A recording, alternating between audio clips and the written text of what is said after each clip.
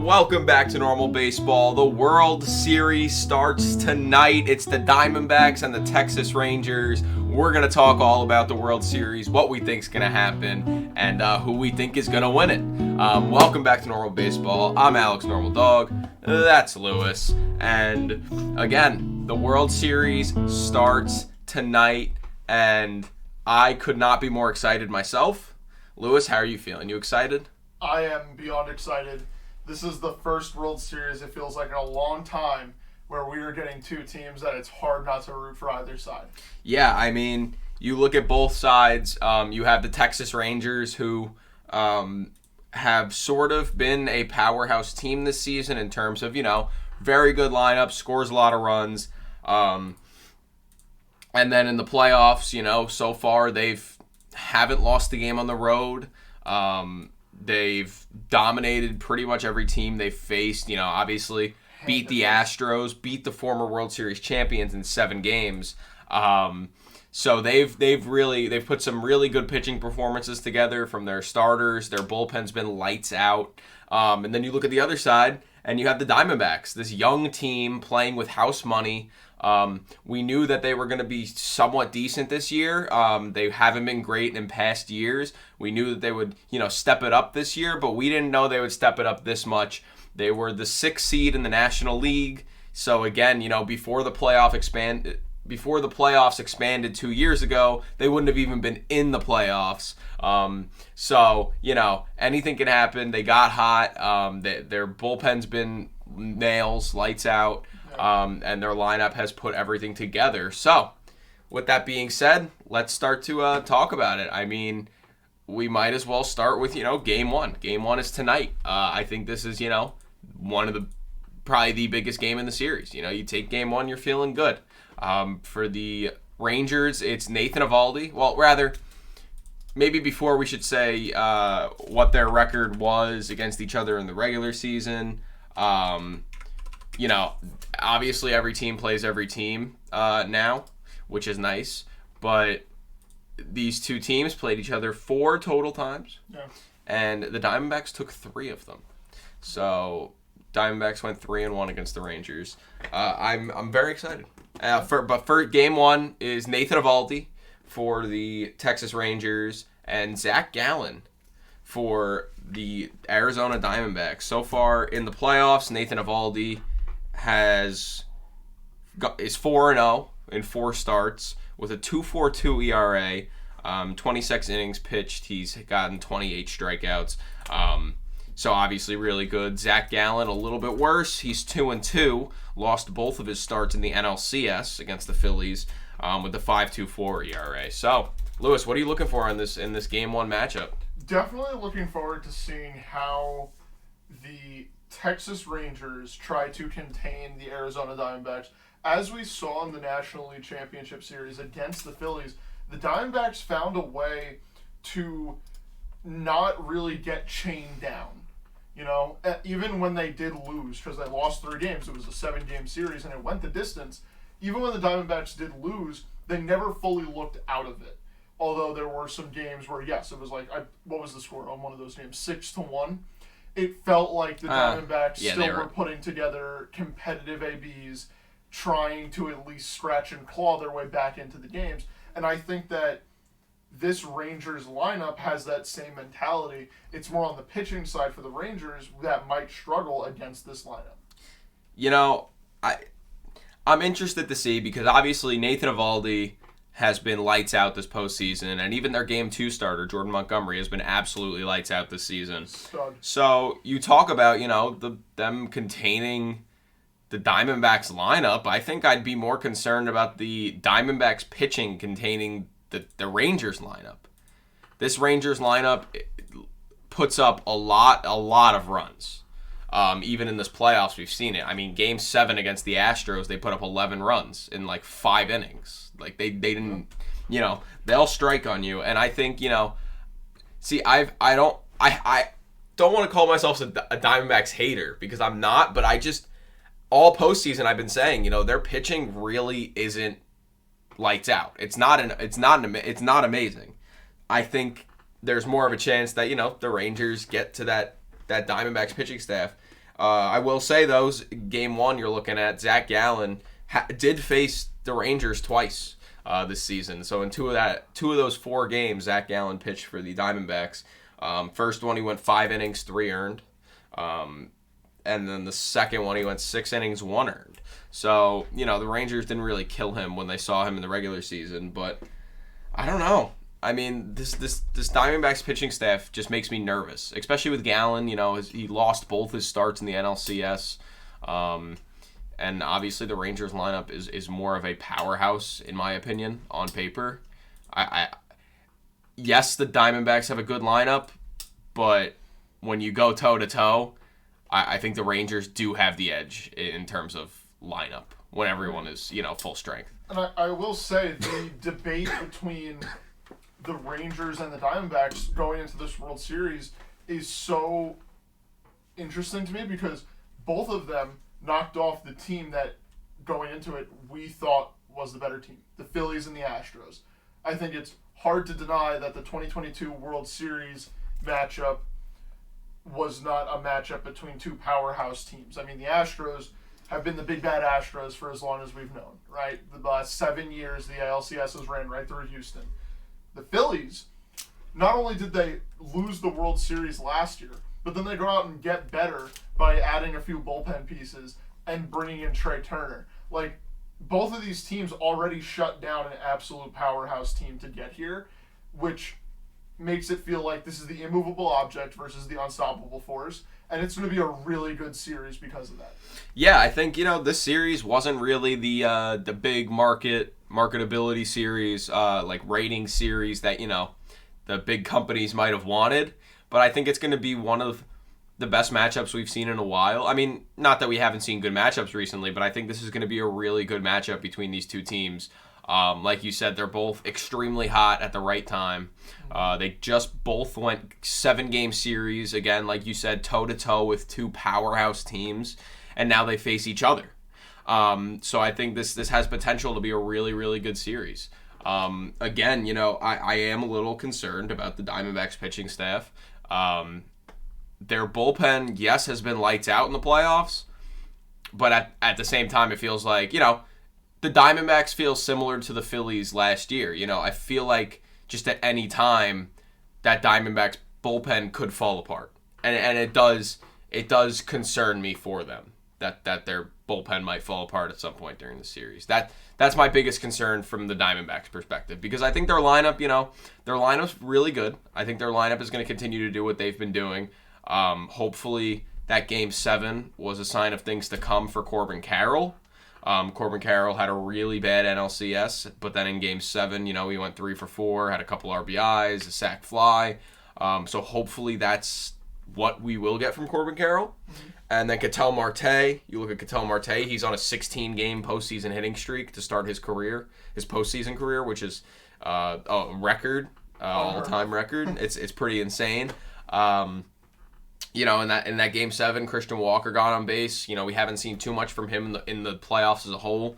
So I don't know. I'm interested to see what the Diamondbacks lineup can do and if their bullpen can continue to be as lights out against this really, really strong Rangers lineup. Yeah, it's fun to think about in terms of, you just mentioned the Arizona Diamondbacks and Corbin Carroll. Is Game 7 the starting point of Corbin Carroll hitting the ground running going into the World Series, whereas you have a guy like Ketel Marte who is probably going to bat first or second, in tonight's game, and you're talking about a guy who has been hot. Will he stay hot? Like, it feels like both of these lineups are going to be based on who's the hotter team, not who is the better team on paper, which I would think it's fair to say when you get this far to the postseason, it matters about what streak you're on. It matters about what high you're riding to make it feel like it's just another regular season game and not the World Series for these players.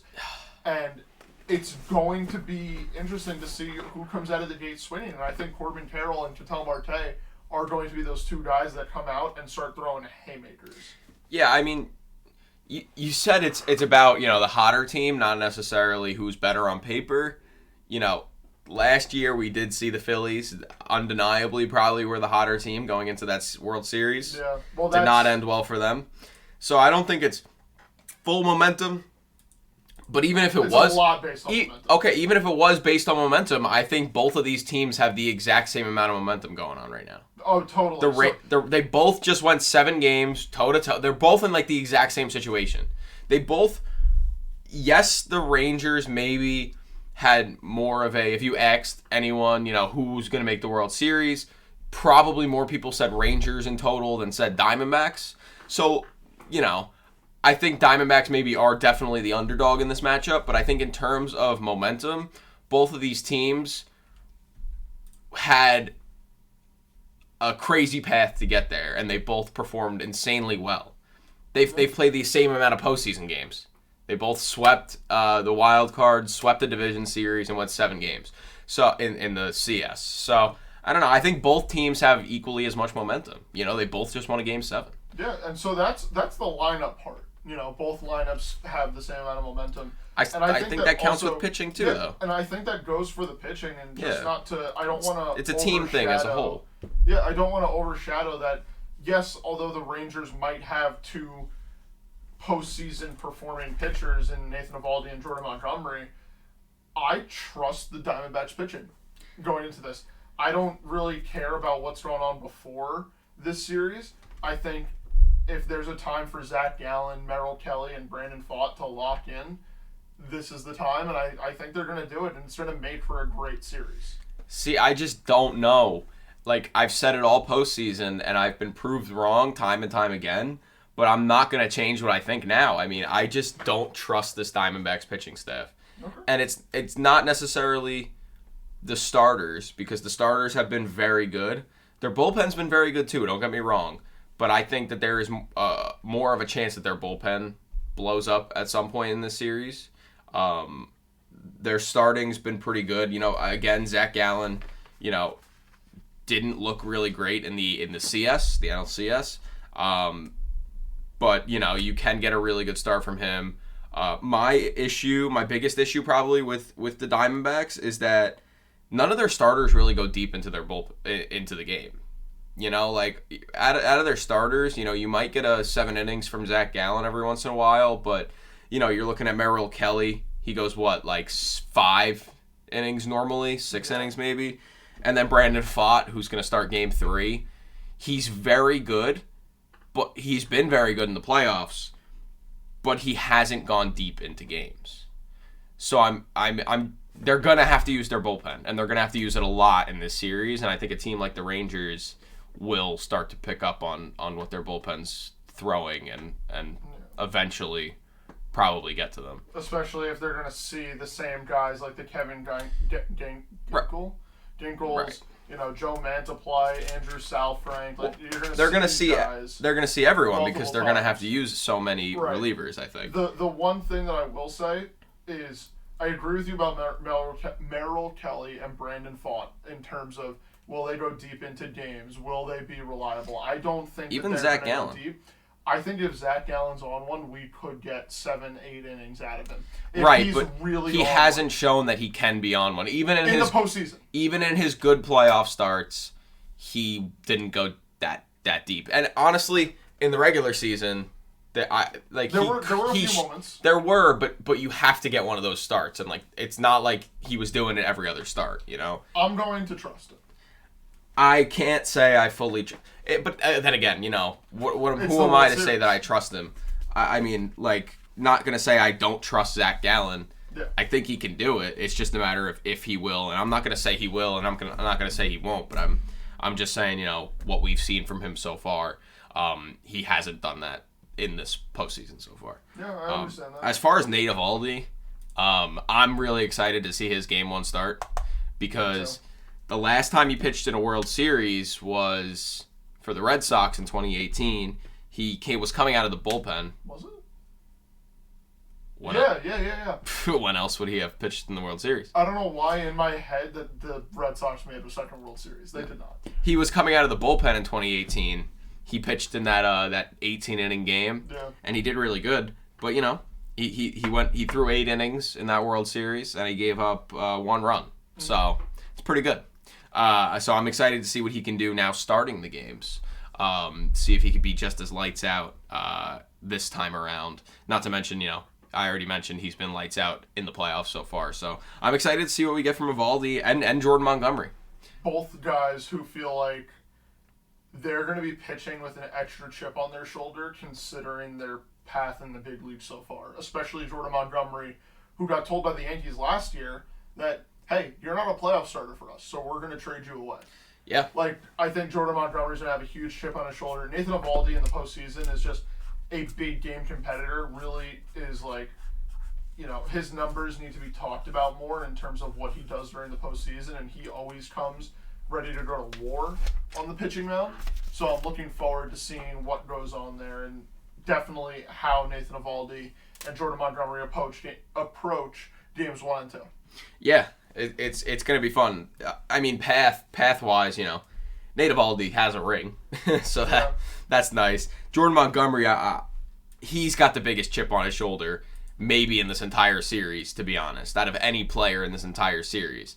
I mean, the guy literally got told last year, like you said, we don't think you could be a playoff starter, and he's been the best playoff starter in the playoffs this season. So He has just proved everyone wrong, proved the haters wrong, made people look like a fool, and we will get to see him in Game 2, which I'm really excited about. I want to talk about Game 3. Max Scherzer is going to be pitching for the Rangers. Max Scherzer, we've seen not great starts from him in this postseason so far. Got roughed up by the Astros in both games that he started. Just came back from an injury in the championship series and, didn't show too much. He started that Game 7, got pulled pretty early after 2 2/3. What do you expect to see from Max Scherzer in this World Series? I'm going to be honest. I think it's going to be the same way that they approached. Was it Game 7 that Scherzer started? Right? He started Game 7? Yep.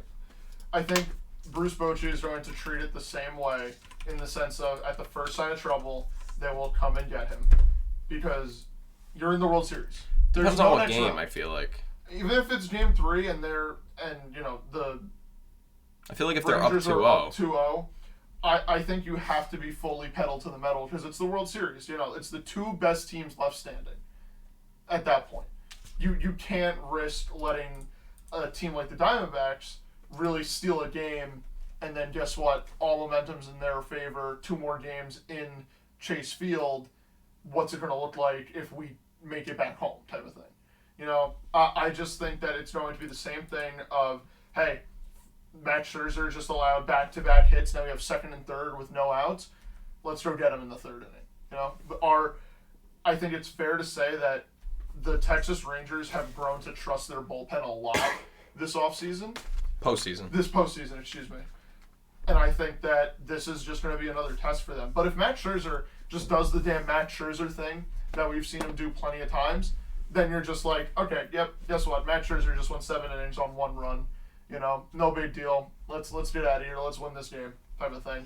It would not surprise me with either outcome. Yeah, I mean, he really hasn't shown the ability to do that so far. So it would kind of be a crazy big turnaround if he started to do that. And I think, that could be the deciding factor in this series, that Game 3. Because like you said, I think that Games 1 and 2, in terms of pitching, Eovaldi and Montgomery, the Rangers, especially at both of those games at home, Games 1 and 2 in Arlington, they have a very good chance to win both of those games. Okay. So if the Rangers can win both of those games and then toss it to Scherzer and Scherzer decides to, 7 innings, no earned, and they go up 3-0 because of Max Scherzer's performance, I mean, up 3-0 in the World Series, you're feeling pretty good. So, Max Scherzer, come Game 3, he could play a pivotal role for the Rangers. I think it would be winning. even more pivotal if the series is tied 1-1 going into Arizona. Yeah, I mean, that too. Grabbing that third game, it's Game 3 and Game 5 are the most important before Game 7.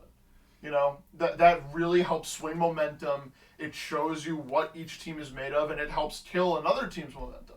I'm looking forward to Game 3, not just because it is in Chase Field and it's already sold out, and I'm looking forward to seeing how loud it's going to be there, But Max Scherzer, Brandon Pfaadt, in the desert, you know where you'll find me. All right. I want to talk about another guy in this Rangers lineup. Specifically, he's rookie Evan Carter. Evan Carter, got called up not too far before the season ended. He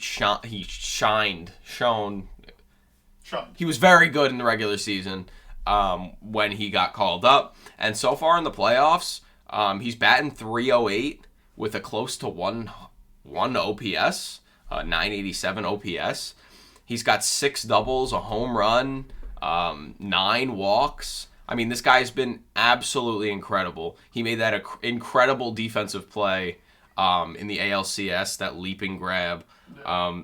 This guy's just kind of done it all this postseason for the Rangers. I'm very excited to see him in his obviously first World Series. I'm excited to see what he does as a rookie, if he can continue to have that momentum and put together amazing at-bats, just constantly getting on base.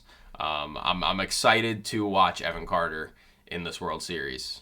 Yeah, I'm excited to watch all the rookies. Right now, according to FanGraphs, there are projected to be 3 rookies for each team starting Game 1 of the World Series. That's exciting to me.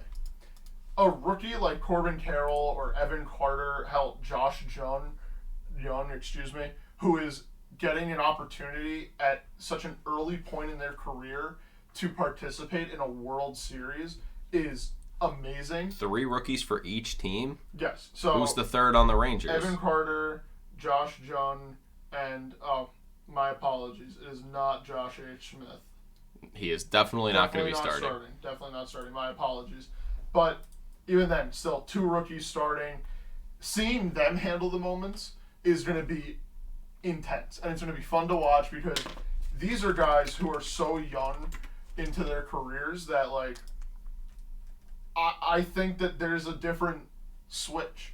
Just as there's a different switch for postseason greats like Jose Altuve, Reggie Jackson, Derek Jeter, all those guys.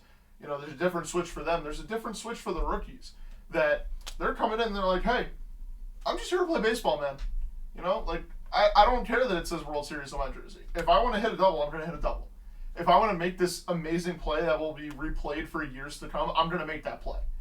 Like, they're going to be very off the leash, very entertaining to watch. We'll see. It's always, it's always the young guys, of course. The 21-year-old Evan Carter is going to be ecstatic to be playing in the World Series just a couple months after getting called up. It's going to be so much fun. Mean, of course, these guys are going to be playing with heart, and it's going to be fun to watch. You mentioned Josh Jung. I do, maybe we could talk about Corbin Carroll for a little bit now.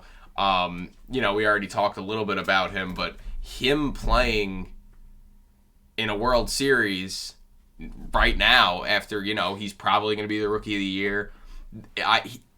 This would cap off an amazing season. Even if they don't win, honestly, for Corbin Carroll, this has been an amazing season, making the World Series. Again, this Diamondbacks team would not have made the playoffs just 2 years ago with a different format. Yeah. And now, they made it because of the new format, and they are in the World Series.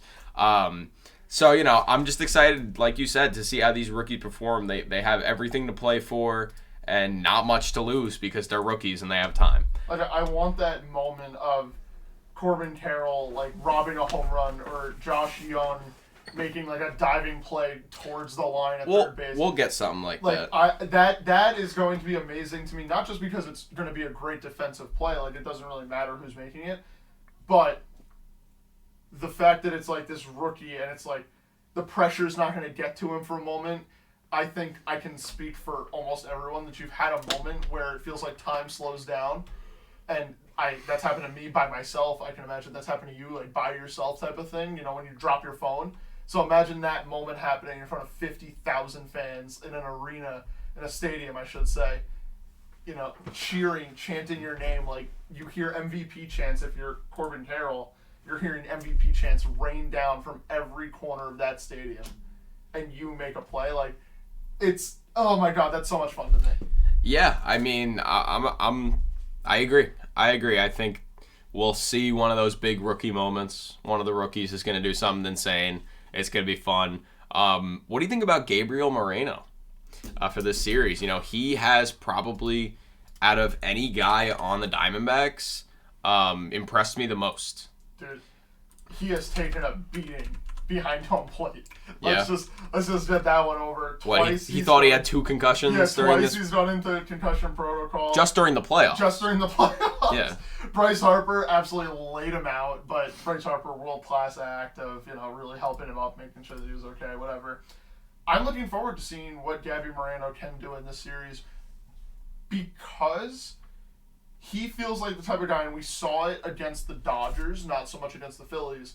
We saw it against the Dodgers. When he's on one, he's on one. Game 3 in the desert, he hits a foul ball home run and then comes right back and hits another home run. Like, there are moments where he's seeing beach balls.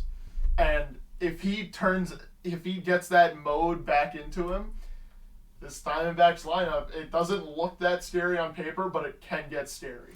Yeah, I mean, another thing, just with him in general, we know the classic story of the Diamondbacks were so much worse without him in this lineup. You know, they were playing very good at the beginning of the season, and then he got injured, and they started to play worse and worse. And when he came back, they started to play better again. So he's a big part of this Diamondbacks lineup. I will say also, in NLCS, in Game 6, he put together my favorite at-bat of the entire postseason against Aaron Nola. It was the third batter of the game, first inning against Aaron Nola in Philly in a playoff series. They're down 3-2. And instead of letting Aaron Nola overpower him, he kept fouling balls off. He worked the count and then wound up hitting a single. And I just thought it was a crazy at-bat. It was a veteran at-bat from a rookie in a postseason game. I thought I was just really impressed with that. It was a display of I'm looking to see if he can continue to do that in this World Series. You know, if he doesn't let the moment get too big. You know, the big moment. I'm gonna be honest. Just stay calm and put together great at bats, and I think it should be fun to watch. I'm gonna be very honest with you, Alex. Right now, for anybody in either one of these lineups, there's no moment too big. You know, I think it's so fair to say that anyone right now on either one of these teams can step up to the plate and change baseball history forever. You know, like, one team will be remembered as the winner at the end of the day. Right? At the end of the series, there will be one winner and one loser. And I think that no matter what happens, either one of these teams can have 1 through 9 step into the plate and say, we have a chance right now. No matter what the score is, no matter where they're playing, no matter what the series is, that's just how good these lineups are. I agree. These lineups are very good. Anyone can do anything. You know, you talk about the moment getting too big. Again, we don't really know. I mean, yes, a couple of these rookies, have played really good. One guy who definitely doesn't get to let the moment get too big is Corey Seager. Corey Seager has already won a World Series MVP. Yeah. He's been here, done this, so he's ready to come back and do the same thing again. Not to mention, he's done it in the same stadium. Not to mention, the first time he won a World Series MVP, it happened in Texas before he was even a Ranger. And he wasn't even playing against the Rangers. Oh. So he is familiar with playing in this stadium in the World Series. So, he's back where he did that the first time. So I'm excited to see what Corey Seager could put together because, again, him and Marcus Semien, the two, what you could argue, yes, Adolis had a really good ALCS, but at the end of the day, Corey Seager and Marcus Semien are the hearts of this Rangers lineup. Yeah. They are the two main guys. They're getting paid almost $1 billion collectively by the Rangers. You know what I mean? No need to they kind of went kind of quiet during the ALCS, but started to heat up towards the end. Semien had a few hits in games 2 and 3, not 2 and 3, 6 and 7, and then Corey Seager had some big moments sprinkled in there as well. So I'm excited to see if those two can also get hot for this Rangers lineup because I think that'll be big for them if they can get hot. Obviously, I'm just gonna say I think Corey Seager's gonna go off. He's already proven, like I said, he can do it in a World Series, in Globe Life Field. So I don't see why he can't do it again. You know what I mean? Yeah. The big thing, and this is a question that I do want to ask you. Both teams don't have the most predictable LCS MVP. Ketel Marte for the Arizona Diamondbacks and Adolis Garcia for the Texas Rangers. Which one of those two players do you think stays hot? Like more? Yeah. Which players coming into this series saying, I'm not missing a beat? Definitely Adolis. Mostly because, he had the more dominant LCS. Okay. You could say whatever you want about Ketel Marte, the hitting streak, but it's not like he was, having 3 hits a game, had 2 homers a game. Adolis set a record for the most RBIs in a single series by a player. Yeah. He had like 17 RBIs in the ALCS. I think it's got to be Adolis. He feels like he's on top of the world right now. He was the villain in that Astros series. Ketel Marte, yes, he put together a good series, but it's not like everyone was like, oh my God, Ketel Marte, look at this again, Ketel Marte. Like, no, it didn't really feel like that. It felt like Adolis dominated his series. Adolis was the centerpiece of that Astros Rangers series, and I just don't see him slowing down. He probably feels like the main character stuff right now. Yeah, I will say the one downside to Adolis dominating the way that he did is gave the Diamondbacks plenty of film on what not to throw to him. He felt like it felt like Adolis was just in a class of his own for that ALCS. Looking forward to seeing how the Diamondbacks pitching staff, is able to navigate through their 1 through 4 of the Texas Rangers, because there's not many pitchers that can do that, and it's been proven so far this postseason. They're in the World Series for a reason. Yeah, again, I guess he gave them film and what not to throw, but when you're feeling this hot, you're hitting everything. Feels like so. I don't really think that plays too much of a factor. I think if Adolis is seeing the ball really well, he's seeing the ball really well, and I don't think it matters what you throw to him. I think unless you're not giving him pitches in the zone, that's like the only alternative. But I think anything in the zone, he's seeing really well right now, and I think it's dangerous. Do you think Ketel is more? Did you answer your own question? Oh, I agree with you. I'm sorry if I did not answer it. I do agree with you. No, I just didn't know if you wanted to make a case for Ketel, but I don't think. The case for Ketel Marte is that I don't think there is one. Sometimes moving the chains is better than just swinging out of your shoes, but that could Ketel but that's Marte's not approach, like dominance, right? Could that's completely change, and it doesn't make a difference if you're 90 feet further around the base path, or the big difference is Ketel Marte will only go 90 feet at a time, or halfway around the bases, whereas Adolis will hit one over the fence. I think also when you talk about playoffs, you have to talk about big moments, and really, yes, Ketel had a good series, but he didn't really put together. He had that walk off in Game 3, was it? Yes. He had that walk off, so yes, that was a big moment. But aside from that, there was not really like, oh my God, Ketel Marte. Like, Adolis had so many moments where it was just like, no way, this guy again. The most scripted Are you grand kidding slam me? of all time. Yeah, stuff like that. It's just like, it made way too much sense, and it happened. So I can understand that. Watch out for Adolis. What do you think is going to be the catalyst? Catalyst. The catalyst with Adolis Garcia. Like, what do you think? Don't make him angry. He's going to be able to do to drive in runners at the same rate that he did in the American League Championship Series? That's a weird question. Like, what do you think? I think he's going to continue to see the ball well.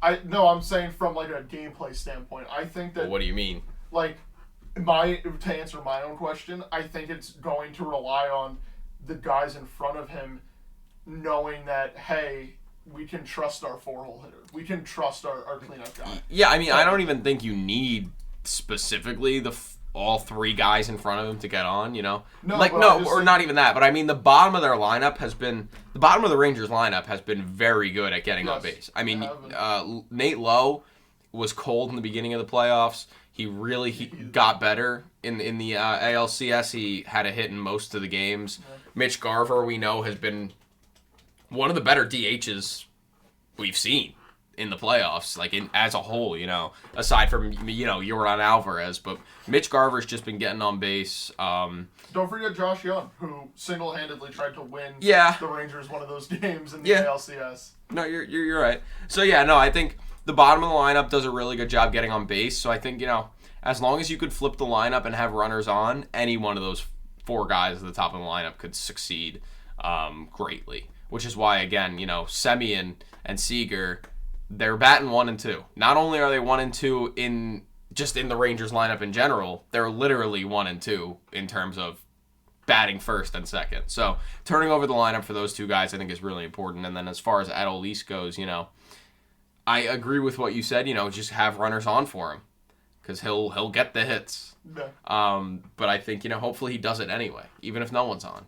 Then still put together that at bat, get on base. So to give you now a question about the Arizona Diamondbacks, do you think if the pitching staff steps up to the plate as we've seen them do so far this postseason, will the Diamondbacks be raising another banner? Like, does the success? Well, now you're just asking me for my prediction. Well, I'm asking you, do you think that it's the Diamondbacks pitching staff that is going to be carrying the biggest weight? Well, of course I do. I think the Diamondbacks pitching staff has the bigger downside than the lineup. Okay. I think the lineup will be fine. Even if the lineup is struggling a little bit, I think they will be able to put a few runs on the board. But I think, I think their pitching staff has a chance to blow up. So I think, if I'm a Diamondbacks fan, I'm looking at their pitching more than I'm looking at their lineup. I'm not worried about their lineup. I'm worried about their pitching. I think, a lot does rely on the pitching. This is definitely the biggest stress test for the Arizona Diamondbacks. It's the classic case of, the hottest bullpen is facing the hottest lineup. Yeah. That's the playoffs. This baby. Rangers lineup is so powerful. But again, the Diamondbacks bullpen has been lights out so far in the playoffs when not many people, including myself, thought that they would be. So, I don't know. I'm very excited for this series. Again, very excited. These 2 teams are so likable, and they're very fun to watch. So they're fun to watch. It's going to be a great series, and I am just beyond looking forward to seeing the plan of attack for both of these lineups and both of these pitching staffs. Yeah. It's going to be intense, it's going to be fun, and most of all, it's going to be entertaining, and I think it'll definitely satisfy me until pitchers and catchers report. We'll see. I'm certainly excited. I'm looking forward to it myself. Hopefully it does not disappoint. I think there's a chance maybe we might see. In my opinion, okay. Can we get into our predictions now? Let's do it. We've jumped around it enough. Series predictions. I think that there is a very good chance, not very good chance, but I think there's a chance that the Rangers dominate this series. I think there may be a chance that the Rangers even sweep this series, dare I say, or gentlemen sweep it. However, my prediction is Rangers in 6. I think the Rangers take this one in 6 games. Maybe win games 1 and 2, lose games 3, 4, or only take 1 in Arizona, and then I think they finish it at home. I don't see a way really the Rangers lose this series just because they are the hot team. I know they're both hot, but that evens the playing field if they're both hot. Yeah. And I think that they have a better chance to stay hot, having that home field advantage. Give me Rangers in 6. And Travis Jankowski, of course. How could we forget? Travis Jankowski in 6. Travis Jankowski and the Texas Rangers in 6 for your prediction. Okay. Yep. Oh, God. Yeah. It's snakes in 7. Okay. The longer this series goes, the better the chances are that the Arizona Diamondbacks can win this series. Something about this team, and I said it last round. Alex, what did I say? The team that plays the best is the team that has nothing to lose. The Diamondbacks. What do the Rangers have to lose? They were going into this postseason expected to be here.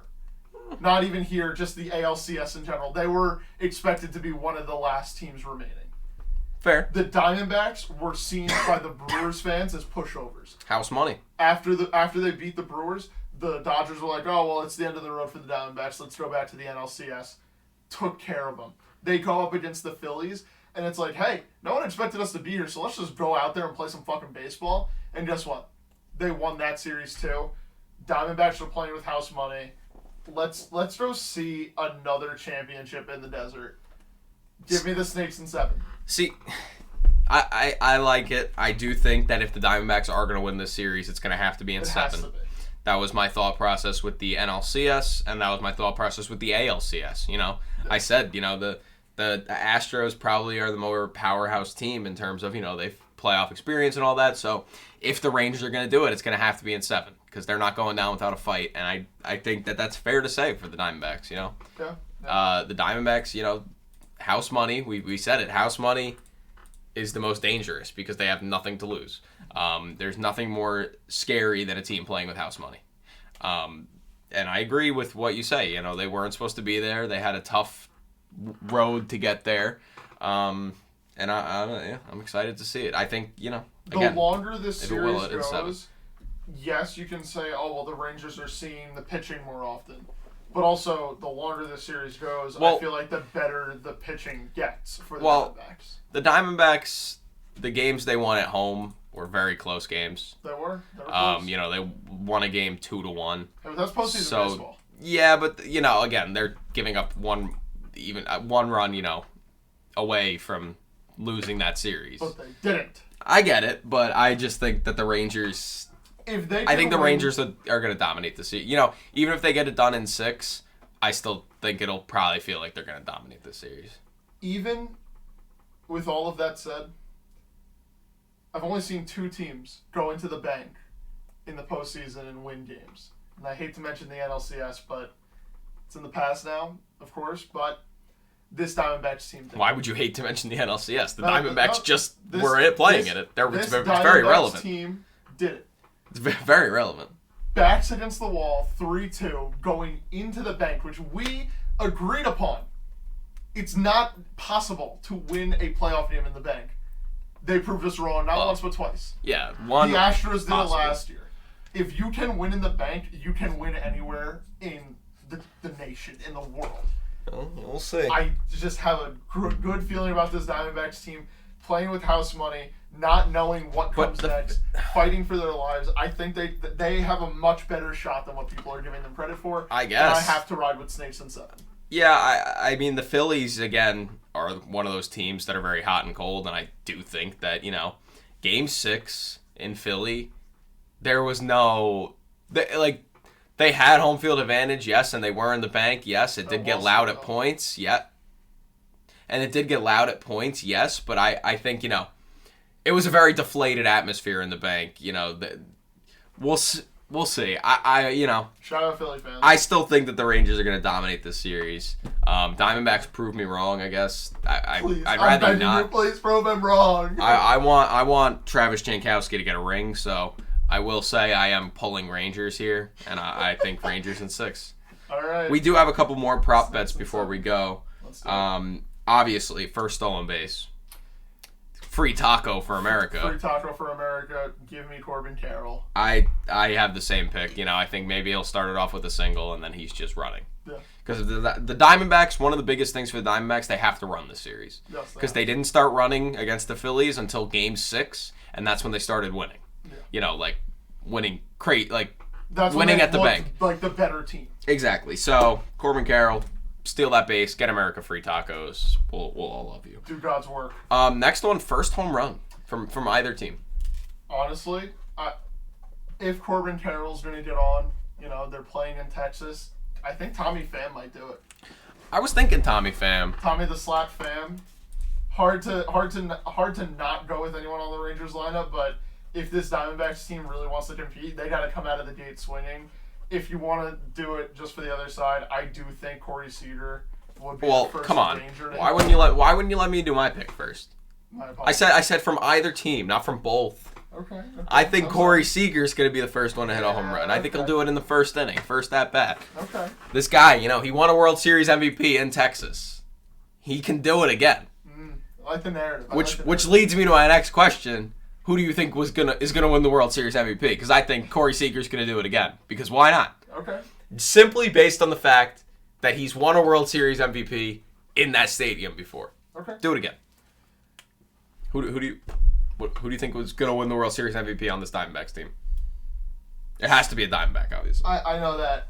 I think it's only fair for me to say that there's a world where Gabriel Moreno wins World Series MVP. If his bat gets hot again and we see him perform the way that he can perform on both sides of the ball, he has a great arm behind the plate, good at framing. I like it. On top of that, he can really mash the cover off the ball. Yeah. If he gets hot, give him that trophy. Yeah, I mean, another guy who, a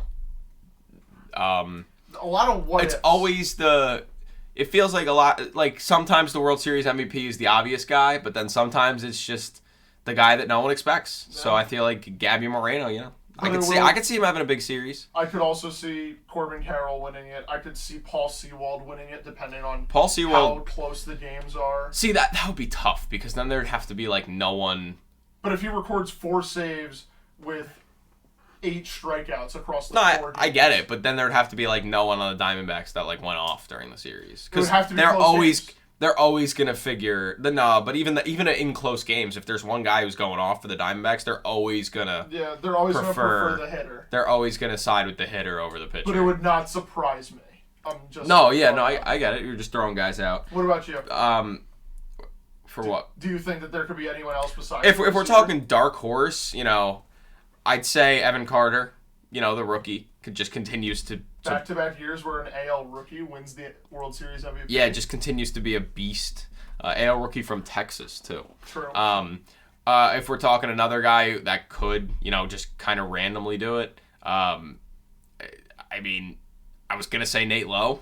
Mm-hmm. He can literally get on base at an insane clip. The guy can hit 300 throughout a season. Yeah. Yeah. If this series winds up going 7... Obviously Travis Jankowski, too. Of course. Just because he's just amazing. Yeah, hard not to be amazing when your name is Travis Jankowski. If this series does wind up going 7, could you see Nathan Eovaldi winning it? Depends. If he has 2 really good starts. I didn't want to pick a pitcher just because that just depends on how many games the series goes. Mm-hmm. That depends on, if they start to use starters. What I said, do you think if they start to use starters out of the bullpen, I don't think 2 starts will get you a World Series MVP. But if you have 2 if it went 7, he'd probably pitch 3. No, he'll probably have 3 starts if it goes 7. I don't think he'll probably pitch Game 7 if he's pitching Game 1. Game 1, Game 4, maybe. Game 7 with the off days in between. With the day off, it might be possible, yeah. I don't know if he'll pitch Game 4 either, because Game 4 is 1, 2, 3, 4. It's only 4 days after, so we'll see. We'll see what happens. I don't know. According to Fangraphs, it's Andrew Heaney starting Game 4. Yeah, I saw that. I don't know how much I believe that. I don't know if they'll start Andrew Heaney. We'll find out. Who do you think will be the first pitcher from either team, not both, out of the bullpen? Or should I go first? I think it's going to be Kevin Ginkel. Ginkel? Yes, Ginkel, the Gink Man. I think it's going to be him. Right. If Zach Gallen gets into trouble tonight, then they have to go to the bullpen and go to the guy who's been the best reliever for you. Yeah, I agree. It's going to be someone on the Diamondbacks just because, their starters don't really go too deep into games. Mm-hmm. There's a better chance that Eovaldi goes deep into the game than Gallen, just based on what they've done so far in the postseason. And I'm going to go with Joe Mantiply. Joe Mantiply, okay. Just because he's one of their, 5th inning, 6th inning, they'll bring him in just to finish out the inning. So rare legend. If Gallen goes, 5 1/3, say, they'll bring in Mantiply to get out of the 6th inning. And then finally, best single game pitching performance. Just one game, one player, one performance. What do you think? You can get crazy with it if you want. I'm gonna flop. I'm gonna go. I think Jordan Montgomery is gonna have an fuck you 8 no-hit innings bid. So Monty game 2. Monty game 2. That's exactly what I wrote down because I think Jordan Montgomery in game 2 has the potential to be absolutely lights out. I mean, I will admit to you that the other person that came to my mind was Brandon Pfaadt. Give me 6 innings of one-hit baseball, and I think your job as a 3-starter has been completed.